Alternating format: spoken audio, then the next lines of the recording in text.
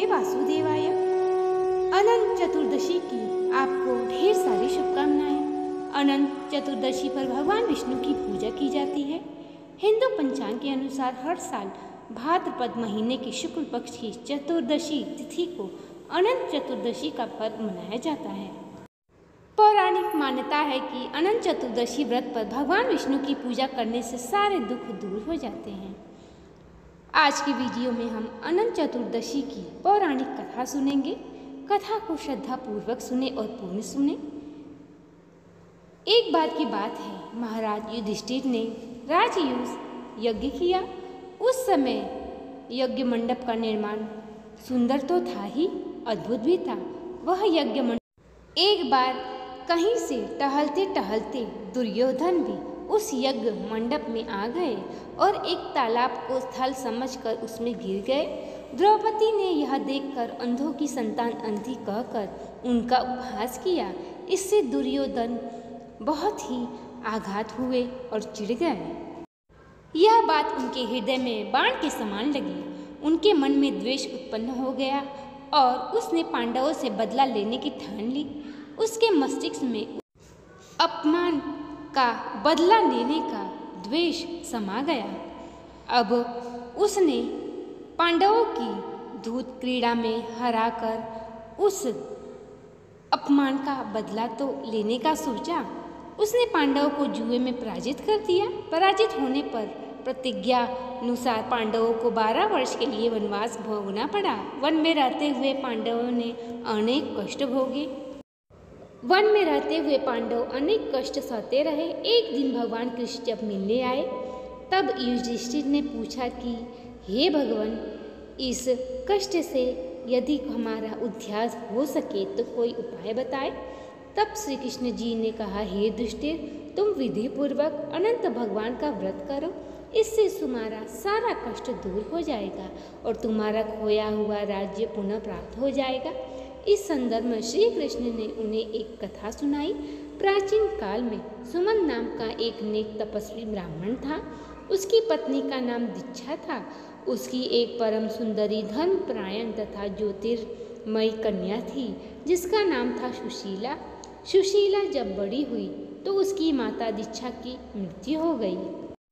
पत्नी के मरने के बाद सुमंत ने कर्कशा नामक स्त्री से दूसरा विवाह कर लिया।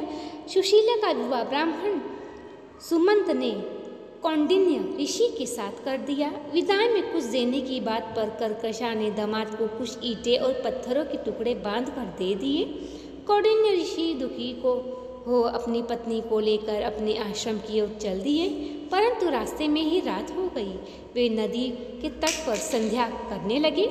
सुशीला ने देखा कि वहाँ पर बहुत सी स्त्रियाँ सुंदर वस्त्र धारण कर किसी देवता का पूजा कर रही हैं। सुशीला के पूछने पर उन्होंने विधि पूर्वक अनंत भगवान की पूजा करने का विधान बताया। सुशीला ने वही इस व्रत का अनुष्ठान किया और 14 गांठों वाला डोरा हाथ में बांधकर ऋषि कौंडिन्य के पास आ गई। कौंडिन्य ने सुशीला से डोरे के बारे में पूछा तो सारी बात बता दी। उन्होंने डोरे को तोड़कर अग्नि में डाल दिया। इससे भगवान अनंत जी का अपमान हुआ। परिणामतः ऋषि कौंडिन्य दुखी रहने लगे। उनकी सारी संपत्ति नष्ट हो गई। इस दरिद्रता का उन्होंने अपनी पत्नी से कारण पूछा। सुशीला ने अनंत भगवान का डोरा जलाने की बात कही। पश्चाताप करते हुए ऋषि कौंडिन्य अनंत डोरे की प्राप्ति के लिए वन में चले गए।